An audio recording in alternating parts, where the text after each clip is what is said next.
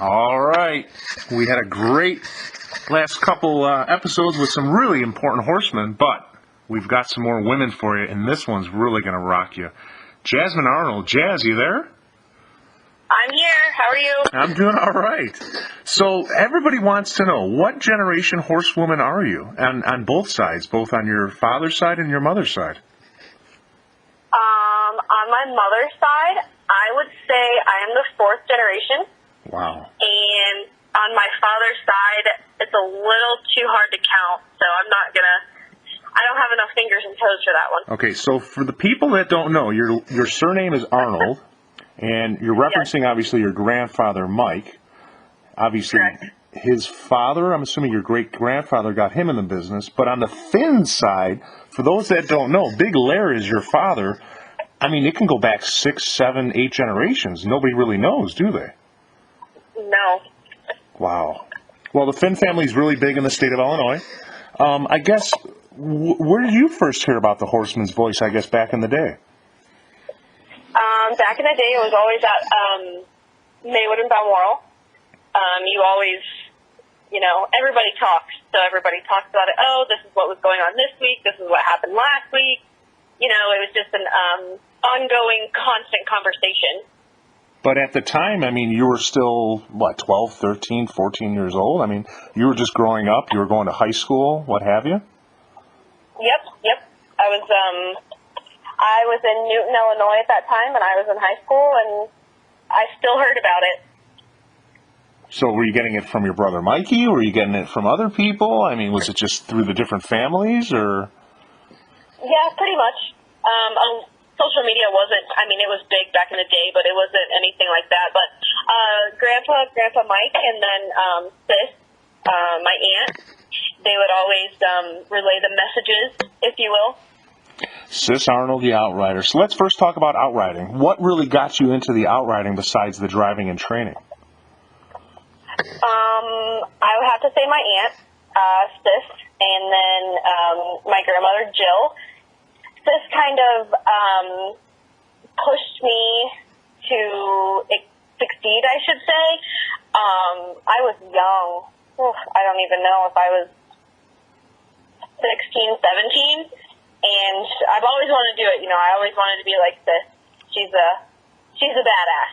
And I was like, I love my aunt. I always want to be like my aunt. Well, one day I told Sis, I was like, show me, teach me. I want to know. So I got on the horse one day, and she ripped me a new one like I was back in 4-H. And I got off the horse, and she said, you're never going to be able to do it. I said, man, that's a little harsh. And for people that know her, they can hear that coming out of her mouth. She's a straight shooter. She's a straight shooter. We did a really nice piece on her back in the day, and she's very respected on the circuit, literally across the nation. What types of things was she teaching you back then? I mean, being a hard school teacher. Yeah, she basically, showed me the fundamentals. She taught me how to pony one. She taught me how to turn one. It's not just riding a horse and looking cute per se. You have to pay attention what you're doing with your horse. You have to pay attention with the driver. You have to pay attention with everyone else around you. And that's kind of, I think I was young enough, and her patience with me was, she probably had enough that day, I guess. So, I guess how old were you when you first started, I guess, either part-time or full-time as a marshal or outrider? How old were you? I believe 17. Wow. And is that a young age for an outrider? Is that something that you don't normally see? Is it normally somebody like in the early to mid-20s? 17 years old, that's a lot of responsibility. Yeah, it is. And I was always with someone at 17. I just wasn't on the track by myself, so I don't want to get that mixed up. But I would say probably around 20s. It comes with experience. And then where did you first start out? Right now you're based in Ohio, flipping between tracks, but did you first start out in Ohio, or did you start on a different circuit? I did. I actually rode under Ashley Holiday at Dayton, I think 2 years ago. Okay. That's when I kind of, threw my leg over the saddle here in Ohio, and then I rode the jug with Missy this year, and last year I rode at the Meadows for Misty while she was on vacation. So kind of been all over the place. Is it like a sorority between the different outriders? Because I'm learning, I guess now, delving into the outrider scene, there's really a small group of you. There's not really that many of you, and it's like it's its own sorority in a sense. Yeah, you could almost say that. Yeah. I mean, are you guys always critiquing each other and finding nooks and crannies on each other, or calling each other out on things you might see? Both positive and negative. Yes and no. I will say sometimes, if we see, Ashley catch one or we see Missy catch one, we're all very supportive of each other, but I wouldn't say that we call and critique each other. You send Facebook messages or texts to each other like, hey, nice catch, or... Oh, yeah, absolutely. When I caught the horse at Delaware, I told Missy, I said, if I'm doing anything wrong, I said, you treat me like this would treat me, and she started laughing, and she told me, she said, you're a natural. I don't need to tell you anything else. I'm like, well, if I mess up, I need you to tell me because I don't ride every day like you do. So she was super good in that aspect. So you take constructive criticism well, which you obviously learned from Sis. Yes, I have to. So let's talk about quickly what really happened at Delaware. I mean, it obviously put you back on the map. It's not like you weren't on it, but people noticed what happened. I mean, what exactly happened out there with that loose horse? I mean, you're talking nationwide, if not international. Everybody saw it. Everybody talked about it. What exactly happened? Well, we had just got off the track, and I believe, if my memory is correct, it was like the 8th or 9th race, so it was a later horse warming up. It was a 2-year-old pacing colt. The assistant trainer was turning to go a mile, and another horse, and I could be wrong, but this is what I've heard, another horse spooked him, and when he spooked him, he darted, and when he darted, he flipped the trainer out, and when he flipped the trainer out, he went the other way. The horse turned to go the right way of the track, the raceway of the track, and he was on not the rail, he was on the outside of the track. So he was coming the way that the joggers were going, the warmer-uppers, let's put it that way. And Missy and I, we had just got off our horses, and we had sat there, and we were looking. I just took my gloves off, and we heard Roger Houston say that there's a loose horse headed our way. Well, I don't even think Missy was off her horse yet, to be honest with you. She wasn't, because I think she was taking him over there to go get a drink. So Missy was still on her horse. That's why she was on the track first. So I wasn't on my horse. Like I said, I just took my gloves off, and I set my gloves down, went to go take my helmet off. He said that. She was gone. That's the first thing that she heard. She was gone, and I thought to myself, oh, shit. So I jump on my horse, and they went to go shut the gate. So I'm screaming, let me out of the gate, let me out of the gate. Well, I see the horse coming. He's on the outside of the fence, and it looks perfect. Like Missy set up. I was like, heck, she's got this one. She doesn't need me. So I'm standing there. Like, I'm not moving. I'm not stressed out, nothing. And next thing you know, this horse dives to the inside, cuts right behind Missy. So she's in a terrible spot now, where she had set up absolutely perfect. So she got on the right side of the horse, and she pushed him to the infield, which is the best thing to do, because I was in the position where I needed to get to him, and she pushed the horse into the infield to stay away from everyone else. There was tractors, there was water trucks, there was people training, there was people warming up, there was people everywhere. Nothing stopped.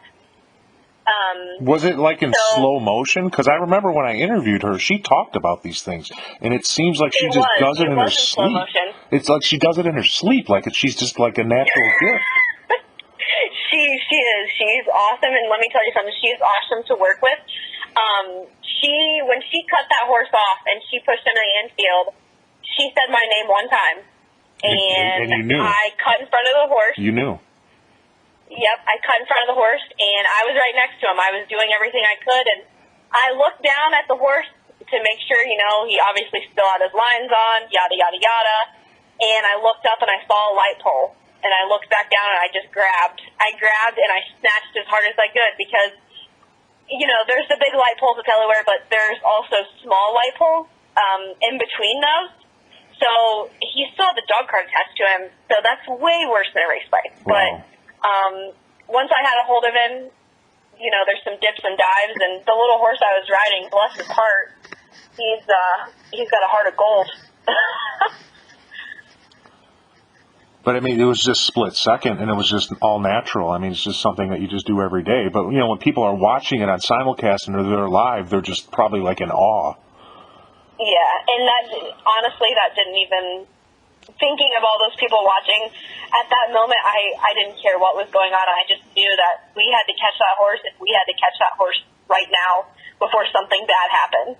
Like I said, in a couple of the pictures, there's a water truck going by, and you can see it in the picture. Like, what if that horse would have got loose and got tangled up? Thank God he didn't, but, you know, that's what goes through my head is, like, all of this is still going on. Well, here's a great question. What happened when everything was all said and done? You bring the horse in, the trainer's embarrassed, or the second trainer or the groom comes up. I mean, what type of conversation does an outrider marshaler have when you're handing that horse back to the person that's caused this huge melee? I mean, no, it's embarrassing to them, but what do you say to these people? Like, oh, here's your horse. Have a nice day. Nope, I just... actually, the groom wasn't there, and the trainer wasn't there. Savannah, which was our parade marshal, she was actually there, and, you know, there's a bunch of people on the fence. They're clapping, they're hollering. Well, this horse is bullheaded, and my horse I'm riding is bullheaded, and I'm thinking, somebody come get this thing. Please. And Savannah, you know, she's a high school student, and she's a great girl, and she's very petite, but, you know, she stood right in front of our horse, and she said, Jazz, are you okay? I said, yeah, do you have him? She said, I got him. I said, do you have a hold of him? And she said, yes. Like, I didn't want him to get loose again, so once I handed him off, you know, I stood there, and I couldn't breathe when I got back to our stall, and Misty said, what's wrong with you? You can't breathe? I said, no. She said, you were holding your breath the whole time. She said, you weren't breathing. I was like, Missy. She's like, I'm serious. So that was the play-by-play. Wow. So let's delve into the driving and the training. Obviously, you're multi-generational on both sides. When you wake up in the morning, I mean, it's like brushing your teeth, obviously. You're working now with Adam Short. You have a small stable, what have you. What are the types of things you're doing, I guess, every day in the barn besides, you know, doing your outriding? I mean, you have the responsibilities of getting up early in the morning and feeding and mucking stalls, what have you. I mean, what's a typical day for you? A typical day for me is waking up, and then during the day, I consider myself a groom. I do have one horse that I do train, and he is solely mine. So I do jog him and train him during the week, and he's mine, you know. So if I have issues, you know, I'll go to my dad and be like, Dad, listen, like, I have a major problem. I need help. Like, he's locked on a line or something, whatever, you know. Dad's always there to help. But we have 7 horses right now. Okay. So I'll clean stalls, and then I'll get horses ready and bathe horses and turn them out, wrap legs, you know. I am a groom for the most part during the day. And then when my work for Adam's done, I'll take care of my guy. So I take care of him. You know, he jogs every day, and we train, and we do stuff like that. So, yep, I am a trainer still. I have one, but during the week, you know, I do work for Adam, so I am considered a groom. And I take pride in that. A lot of people are like, oh, she considers herself a groom. I don't. I take pride in my horses. So obviously your dad's been a big influence, but we don't hear much about your mom. Your mom's obviously your biggest cheerleader. I guess, what does she do to, I guess, push you every day and support you? Yes, my mom, she's a rock. She's the one who makes sure everything goes around. My mom lives in Illinois still, and I'm still here in Ohio, so I talk to her probably about 3 or 4 times a day, and, you know, she knows what's going on, like she's here. You know, she'll ask something, how's Pablo from last week? Or, you know, when are you going to put him back in? You know, she's always asking. She's always concerned of, what's going on here. So she always pushes me to be my best, and I appreciate that. And she's my mom. She's supposed to do that, but I feel like she takes it to another level. So now let's talk about your grandfather. Everybody knows Mike Arnold. They say he can do anything with a horse. What type of an influence is your grandpa? Oh, my he's grandpa. I mean, they say he's one of the best, and I've seen it. Yeah. He could turn a horse around. He could look at a horse. He could rig a horse. He could figure a horse out. He could do anything with a horse. But, I mean, what types of things is he trying to instill in you? He's getting up there in age like the rest of us, but what types of things does he try to instill with you as far as horsemanship is concerned? Well, I'll give you a perfect example. This summer, he was here, and I had the one horse, and I feel like, everybody, they feel like they know everything, right? And so I'm like, I know how to do this. And I had a meltdown one day, and I said, Grandpa, I can't do it anymore. And he looked at me and he said, don't think you're going to quit, because that's not the answer. I said, okay. And I asked him, I said, will you train this horse for me? I need your opinion. And he looked at me and said, no. And my heart almost shattered because, I look up to him, and, Dad wasn't there that day, and I needed someone to sit behind this horse besides me. I needed a second opinion. And he told me no. And that kind of broke my heart. So I went out there, and I went my mile, and he came back in, and he said, looks good. He said, I told you could do it. So that kind of made me feel better, but he pushes me just like Sis. Sis is the same way, they just make it's me hard love. It's called hard love. Yeah, I mean, they're just trying to make you they want you to learn it yourself. Let's talk about talk about driving though. There's a lot of shots here we've got of you driving. Are you more on the amateur circuit? Do you just have a P license? Do you actually have your regular license? I guess what's the story with driving? Well, I drove a lot. What was it? Not last year, the year before. I drove a lot last year, 2 years ago, in the amateur circuit. So I was in the Billings trot with Steve Wolford. He ran those. And then I did the ladies' paces. So those were kind of amateurs as well.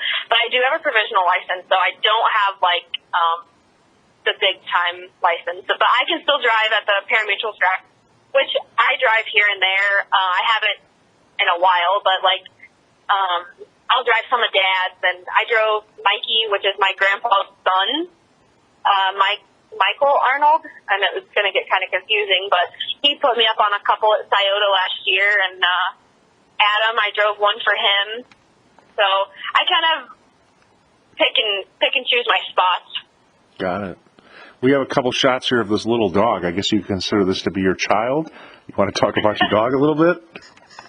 Yeah, that's Bandit. He's a red heeler. That is mine and Adam's child. He is. Everybody says, "Oh, when head you of guys security have kids?" or Never. We have one. We have one.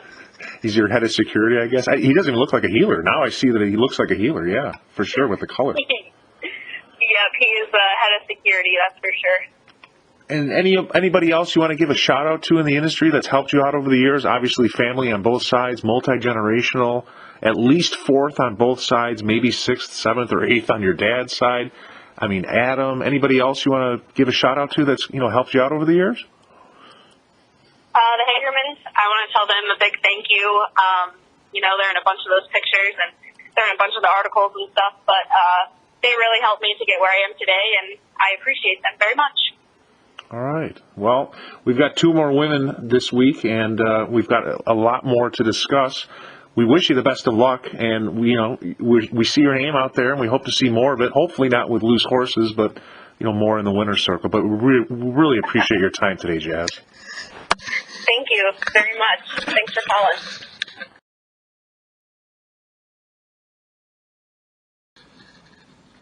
All right, so we had a great interview with Jazz, and now we've got a driver on the scene that I honestly don't know who she is. Marianna, are you there? Yes, I'm here. So you've decided just to jump into this conversation. I honestly don't know who you are. Can you introduce yourself, I guess, to the harness racing world? My name's Marianna Monaco. I'm originally from Yonkers, New York. I spent most of my childhood growing up in the grandstands at New York, at Yonkers, with my parents. My dad was involved. He owned a bunch of horses before I was born, and then he had a few when I was younger, and then growing up, he kind of got out of the owning side of the business, and he would just bring me up to the grandstands, and we would watch races, and my mom, we would make it our nightly thing. After dinner, we'd go up, watch races. My godfather, he trained horses, and his dad actually had a breeding farm, and it just kind of seems like it, I went with the flow and was always at the track, enjoyed being there.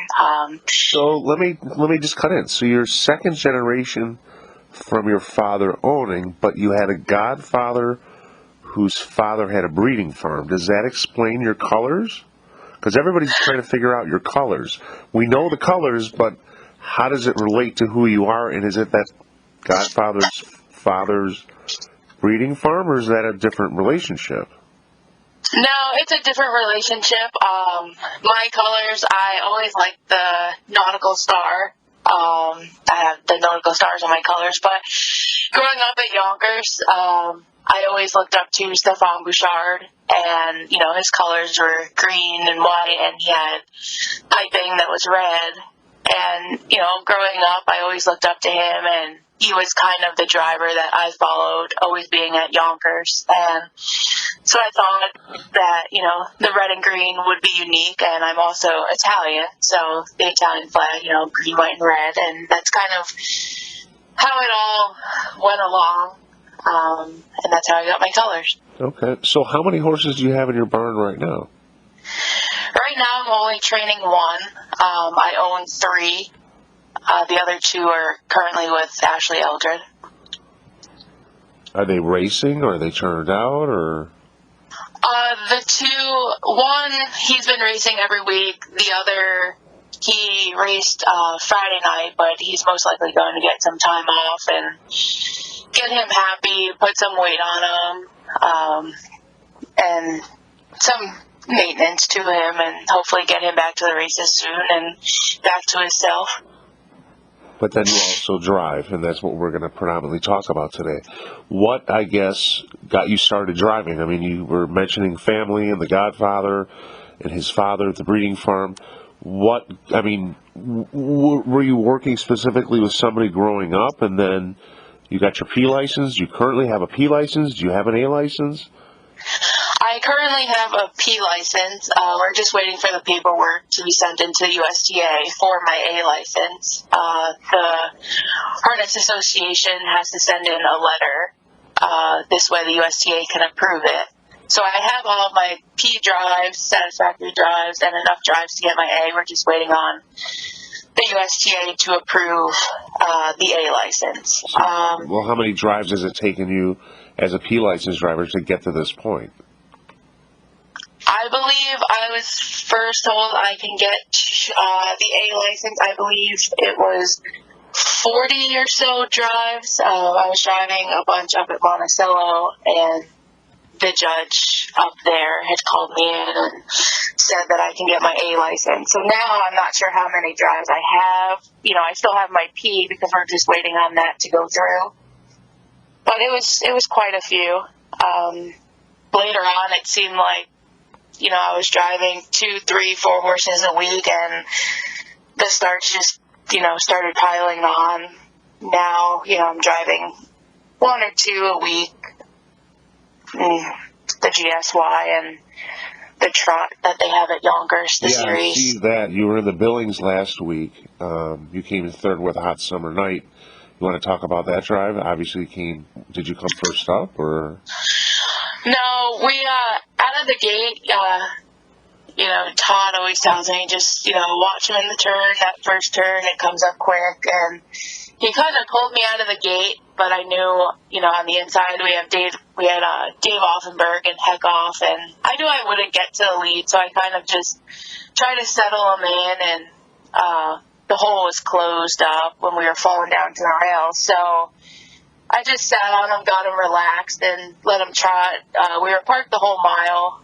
Matt Zurbella was also parked, and at the half, I let him trot on a little bit, and then Zurbella made a break, and we went 3 wide around him, and he raced a big mile. Once we got to 3/4, I put him back on the rail, let him kind of trot home, and he just got beat, but it was a good mile for him considering, we were out the whole way. Unfortunately, he doesn't fit the NADA series that's starting up this Thursday, so hopefully in a few weeks we get some money off of his card and he can fit that. And he's a good horse for that. He's an old war horse and trots perfect, no trotting hobbles, and he's a really nice horse to sit behind, and I've driven him 3 times and he's won 2 of the 3 starts, so it's been a joy driving for the Buter family and hot summer night. Do you prefer the trotters over the pacers? I mean, what's your preference driving? Either or, both? Either or, but if I had to pick between the two, not your typical amateur driver, I would rather drive a pacer than a trotter. Just a personal preference. I've sat behind a lot of pacers, even going training miles most times. The barn was full of pacers, so it was usually a pacer that I was sitting behind. So, like Powerful Pulse just won a couple days ago. I mean, will you drive her every once in a while? I mean, she's obviously your old war horse in the barn, obviously helps pay the bills, makes things happen. Yeah, that was actually I owned her a year and a half ago. She was claimed off of me, and the guy who had claimed her off of me called me and asked if I wanted to buy her, and, I just asked him to give me some time, and not too long after, a guy had called that he had her, and that he had received a few phone calls saying to make sure that, I got that horse and that I had her, and she meant something to me. So I've only had her now again. That was her 4th start with me. If you look at her line, she was getting sour, coming first up, going 3 deep, and in with better horses. So I had bought her, and it's my 4th start with her. I want to drive her, but I want to make sure she's back to her old self and, happy. And Joe's done a great job with her down at Freehold. 2 starts ago, she was challenged the whole mile, and that was actually the first start that I had her where I said to myself, I think she's ready. She's ready to race. So Joe, gave her 2 good drives, and maybe I'll drive her, if she draws the outside. But right now the goal is to kind of try and make a little bit of money with her, and then maybe I'll drive her a couple starts myself. Do you want to talk about some more of these pictures that we have of you driving, some of these horses? Any preferred horses over the years? I mean, obviously Powerful Pulse you have back right now, but, any barn favorites, or you want to talk about any of your first wins? My first win at the Meadowlands was with Lear Sealster. I remember the horse when Jimmy Nickerson had him at the Meadowlands, and I don't remember if he was in a 10 or 12-5 claimer, and I had warmed him up that night. I'm like, this seems like a really nice horse, and then he was a hot commodity in the claiming box, and he got up, I believe, into the 20 claimers over at Yonkers. Vinny Fusco had him. And then COVID had hit, and the owner, Vinny had gotten sick and passed away. And the owner had pulled the horse, sent it up to the Huckabones, and he was racing at Vernon, I believe, a few starts, and then he came back to Jersey, and Vincent Stallworth had him, who worked for Vinny Fusco, and, his track master was low enough, so he fit the class, and I was looking for drives, and he put him in, and we sat 10th on the rail, and we really didn't know what to expect. It was his first start with him since he had come down from Vernon, and I believe we were third or fourth over, and turning at 3/4, I knew, you sit behind a horse and you know what you have in your hands, and I knew turning for home that I had a good horse. And I drove him a couple weeks, and then they had changed the conditions of the class for that amateur, so he no longer fit it. And he kind of went up the ranks, and I believe recently he was sold, and I believe he raced the other night at the Meadowlands. But he's just a nice horse, to sit behind and drive. Also drove Walks of Life, who is also an old war horse, has some soundness issues, but the ones that have those issues are usually the ones that have the biggest hearts, and they want to go, they want to take forward steps, and it's nice to sit behind horses like that. Other than that, what's it like? I mean, not getting into the gender issue, but what's it like being a woman who's got hands? What's it like? You're an up and coming driver. People are noticing you, and you're going to break into the regular circuit. You're going to start driving regularly, aren't you? I don't know. I wouldn't say I have hands. I sit behind nice horses, and people say, "Oh, that was a great drive," and I'll take credit for it. But at the same time, the work that's put in throughout the week in the barn, the trainers have to get credit too. Also, the caretakers that rub on these horses and do a great job with them. I always say, it's what you have between the two shafts. It's not always the driver's hand. So I'll take credit, but I believe Well, is it about following instructions? Is that what it's about? If you follow the instructions of the trainer, they're entrusting you every week. You build that relationship. They give you other horses. Is that how it's done? Yeah, you build relationships with the trainers, and it's always, nice when they can give you instructions, but also can give you feedback after the race, and, what the horse has done throughout the week, and how they've done things differently, after a start. And it's nice when you can give them feedback as well, and they take it into consideration and make some changes. It's nice when that horse comes back the following week and, is better.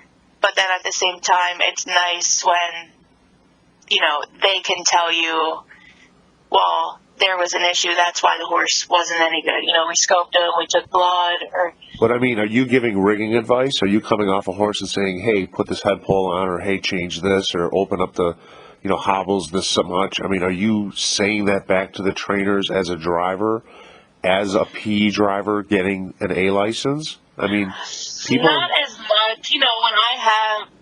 I feel like when you have a good relationship with those trainers you drive for, it's a lot easier to get off and say, I think this, or, try and make this change. And sometimes it's not so easy. There's trainers who, they kind of take it with a grain of salt. And they know their horses. They know their horses. Yes. That's what it is. You're just first time taking a look, saying, "Hey, exactly. I think this." They just, like you said, they take it into consideration. So yeah. So like I said, most of my drives are generally for the same trainers. So it's nice when you can get off and you can talk about it and try and come up with a plan.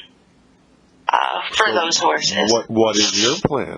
What's the plan now? Are you going to stick at Yonkers, the Meds? Are you going to drive at Freehold? What's your next step? You're going to get this A license, obviously. You're going to be approved. Your name's going to be out there. People are going to see you driving. What's the plan? I think I'm going to stick with the amateurs, give it the rest of the year and see where it takes me. And, I have 2 horses that fit the Pace series, and I've driven both of them. So even if I end up driving them in overnight races, I'm not really sure if, I want to become a regular driver, or if I would get the stock to become a regular driver, but, you know, especially like you said, being a female and driving, you don't see it all too often where, you know, on the driving side, they can make careers out of it and, you know, their livelihoods, or it's a lot harder for a female, you know, even on the training side, but I have faith, and, you know, there's a lot of female trainers and drivers that are up and coming and that have been in the industry, and you're starting to see a lot more, you know, females involved on the training and driving side, which gives a lot of hope for. So you've mentioned, you know, obviously your father is obviously who's helped you get to, you know, the interest, and it's in your blood, obviously, and some other people that have, you know, been, I guess, stepping stones and what have you. Is there anybody else you want to give a shout out to in the industry that's helped you throughout the years? I mean, I have a very big fan group, you know, fan base. I get text messages all the time, you know, support. In the last few years, you know, after college, Rick Dane, Monica, you know, Banca, Renee Allard, you know, I was there for him at Yonkers every night, sitting behind all of his horses, going to the farm. Whenever he needed me, I would train, you know, get in the bike and go training trips in the bike with his horses, you know, sitting behind nice horses like that. And there definitely is way too many people to, you know, give credit where it's due. Recently, I've built a good relationship with Ashley Eldred, and, you know, she's supported me the past, I don't know how many months, giving me drives, you know, and just input on, you know, the horse I have here, the ones that she has for me, and, like, I just feel like it's a learning process, and I have a lot of people in my corner who are, you know, trying to help me get better at what I'm doing or what I'm trying to do. My parents, my siblings, my girlfriend, you know, just there's a lot of people out there, and you don't realize it until you sit down, you know, at the end of the day, and you go through those messages, those comments, and you see, like, how many people are behind you and are helping you and want to see you succeed. So it's a great feeling. Well, we're going to get your colors out there and get your name out there, and it's Marianna Monaco, and you're based Marianna Monaco, Marianna, New York. Sorry. You're based out of New York. You're going to be out on the East Coast, and it's just a name to watch. So we wish you the best of luck with everything. Thank you so much. All right, so we had a great interview with Jazmin and then Marianna, but now we've got Dawnelle Mock on the phone. Dawnelle, you there? Yeah, how's it going? It's going all right. We had talked briefly, and I guess we kind of stopped your day for a little bit to talk. I appreciate your time.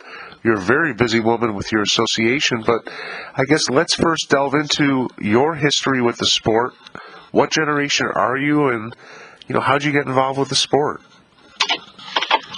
I am, I guess, the second generation horseman. My dad was in the sport and trained racehorses and owned racehorses. And eventually my sister, when she got out of college, took over the stable. So that was, I don't know, probably over 10 years ago. We're old now, I guess.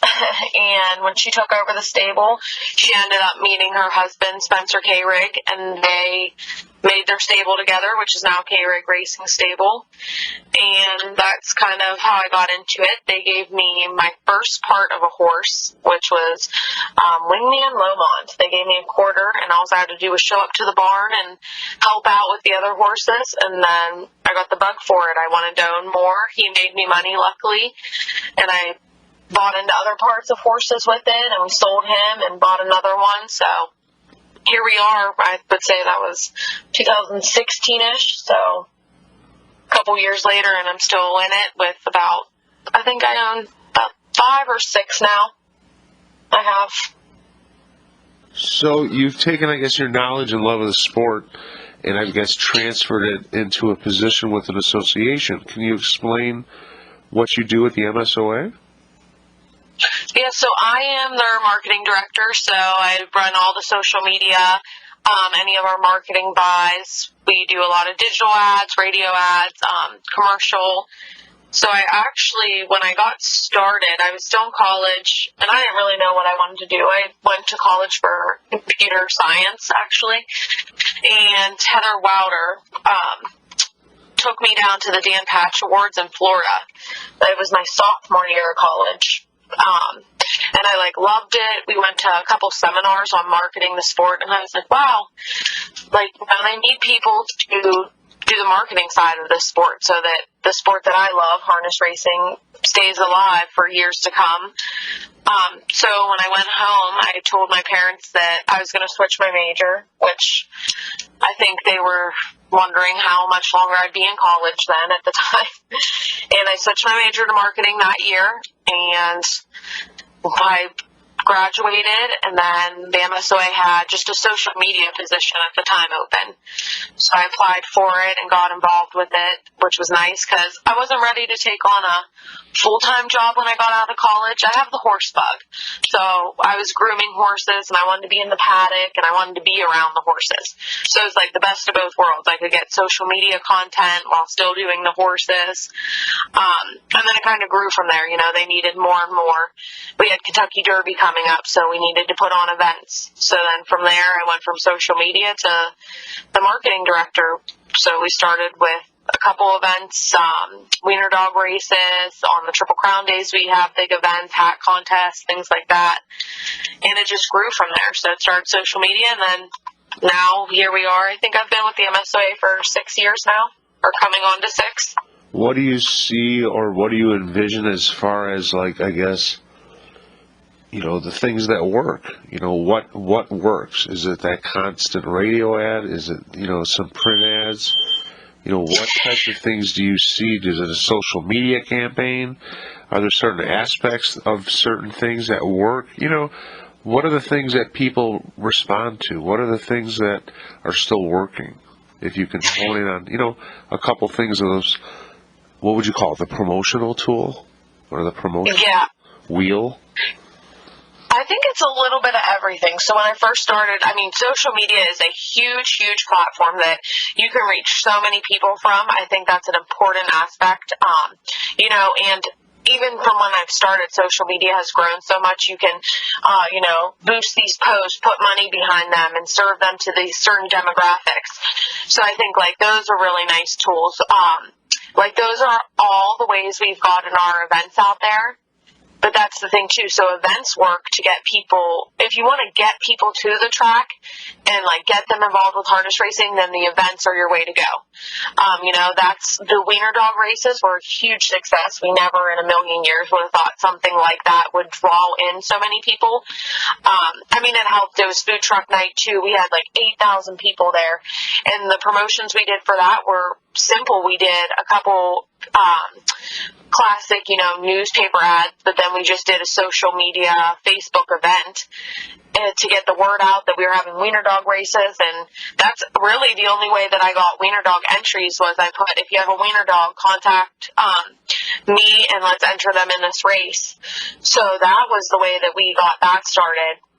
You're saying it went viral through a social media event promoted on Facebook where it reached people, let's say, in other races or jurisdictions or however it works in the wiener dog world, and people signed up through social media more so than the local newspapers. But they still attended locally because you did hit that demographic through the newspapers. So could you really pinpoint, which was more effective? As far as getting the dogs, it was through social media, but do you think the newspapers still had some type of effect? Did you have TV exposure? Did you use radio ads? So, I think the social media to get the dog entries in there was all social media. But then to get people to the track for the races was a combination of, we do so many radio spots, typically 2 weeks out before an event. We buy usually just 1 or 2 full-page newspaper ads, not a lot of traditional anymore. And we've moved a ton to digital. So, we serve those ads on different apps, like weather apps, news apps, and after COVID, this was before COVID. Now, after COVID, we've done a lot of things on gambling sites and gambling apps such as DraftKings, FanDuel, Barstools, things of that nature. So we try to move with the way the world's moving. We try to keep up because it is a lot. Marketing's ever changing, so it's a lot to keep up with and stay relevant. So you're hitting all these different channels at once, and it's still kind of hard to gauge, I guess, where everybody's coming from. But you're just saying, as a marketing mix, you do everything in unison, and it works as a big pie, I guess, with all the pieces coming together. Would you say it like that? Yeah, definitely. The digital, we can track that easily. We know who's clicking on the ads, when they're clicking on the ads. But now, when they come to the track, unless you're specifically asking them, like, hey, how did you hear about this event? I couldn't tell you if it was the radio ad that made them get here, the social media post, or, the digital ad that they were served, as far as what made them end up at the track. We know when they're clicking on our ads and going and placing a bet onto Hollywood Gaming or Express Bet, but we don't know, if they come to the track, if that ad's why they ended up at the track. Because there used to be ways that you could track that stuff. A newspaper ad, you would have like a small little coupon, or, at the radio, you would say, say this at the gate, say like, WLS 670 or whatever, as a code word or something. There's old school ways of doing that. But I guess, what would be a typical marketing budget when you're, I guess, using, all of those things at once? If you were to do that all in unison, let's say, like you said, newspaper and radio, doing a little print, like we're saying, the social media, like what would be a typical budget, let's say, for not just a wiener dog, but just say a typical event? Are we talking like 4,000 or 5,000? Are we talking more? Do you have to pay the people for winning? Is there expenses involved? Are we talking 10,000, 12,000? Yeah, it depends. For, I would say, like wiener dogs or Triple Crown events, you're looking around like 10 grand for promotion and anything that you're doing that day. If you're doing giveaways, it'll be a little bit more. You got to buy those giveaways that you're doing. We've done, we can work with any budget here at the MSOA. We've done little spends of like Veterans Day, where we bought them t-shirts, got them programs and vouchers. And we did like a postcard spend. I think we spent like $5,000 sending out these postcards that said, bring this postcard to the track on Veterans Day. But you're doing this with the association, and you're doing this through the racetrack, correct? Through the association. This is all MSOA. The racetrack has to give us the approval and be okay with all that, but it's the association. So we have a marketing budget. Do you ever cross promo, let's say, with a non-for-profit? Yeah, we've done like a charity challenge before, where we've brought in 10 charities. They each bring 10 people, and then the drivers competed against each other to raise money for those charities. Okay, so let's just jump into something right now. I'll give you a scenario. So right now it's American Red Cross Month, and I've been talking to Ryan Macedonio with Trot, and what he does with Trotcast and this whole charity thing with Trot, and we've talked about possibly cross-promoting with the American Red Cross. So how would you enjoin all these different elements with the American Red Cross, let's say, and do an event, let's say, this weekend coming up? Or like the rest of the month, or let's say a month-long campaign. How would you, from the horse side, promote this event with and I'm not saying the MSOA, but just with a Horseman's Association backing it more so than a racetrack? Like, what would your angle be? Would it be more grassroots? Would it be more agricultural? Would it be more across the board, like you're saying? You see what I mean? Yeah, I think. And not just like the Red Cross, but just say one. It could be one every year. It could be a different charity every year. And this year, let's say, it could be the American Red Cross, but next year it could be the American Heart Association. And the following year it could be something else. You see what I mean? Yeah. I think there's different routes you could go. Like, we've done food banks where if you bring in a can of food, you get a $5 voucher. Every year, actually, we do that with Toys for Tots, too, along with the casino. So I think that's a way to, one, get people to the track. Then you're giving them something to bet your races, so they're spending that money back in the place. So I think you can go that route, or if you want to do a whole event where you involve the drivers and they're challenging each other for the races of where they're donating money to.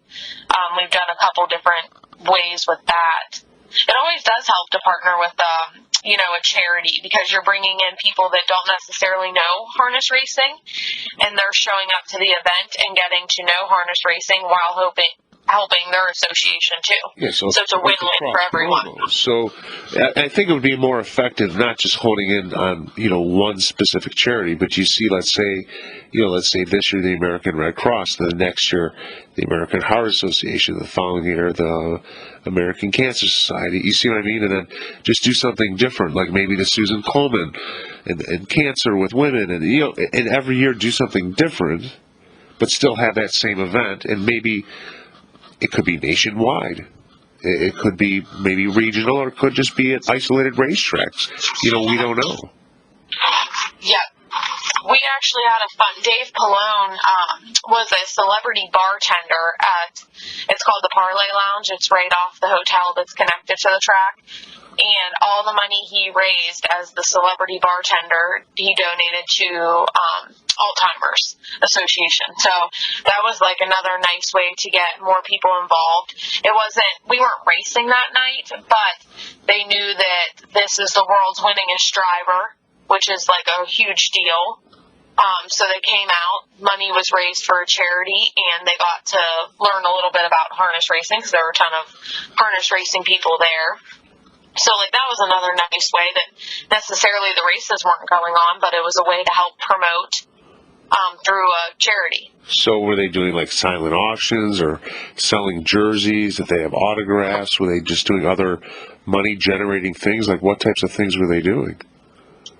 Well, yeah, they did. I believe there was a Chinese auction there, and we were supposed to do another one before COVID hit, and then we ended up having to cancel because everything was shut down. But it was going to have a Chinese auction. You sell the tickets to get in was part of the promotion that we were going to do. So you paid $25. You got dinner, a couple drinks, and then a chance to win $1,000, which was donated by an owner. Which it's sad we didn't get to do that. Hopefully this year we'll be able to revamp and actually get to do that event. So is there anybody in the industry, I guess, you want to give a shout out to? Any family members or anybody else, I guess, that's gotten you in the position you are today that you just want to give a special thank you to? Oh, yeah, definitely. My family's helped me this whole time. My sister and my brother-in-law, Spencer and Dana K-Reg, and my parents. And then, the MSOA, the board of directors there, I'm very lucky for each and every one of them. They help me, and we have a PR committee through the MSOA that, they help with ideas and put everything together. So I'm very fortunate that way. Excellent. I have a lot of people in my corner. We really, really appreciate your time, and we don't know when our next episode is going to be, if it's going to be a week or two, but we definitely have something up our sleeves, and we're definitely going to be somewhere where it's going to be a little bit warmer. We'll just leave it at that. But, Dawnelle, we really want to thank you for your time today. Yeah, thank you so much. I had a great time.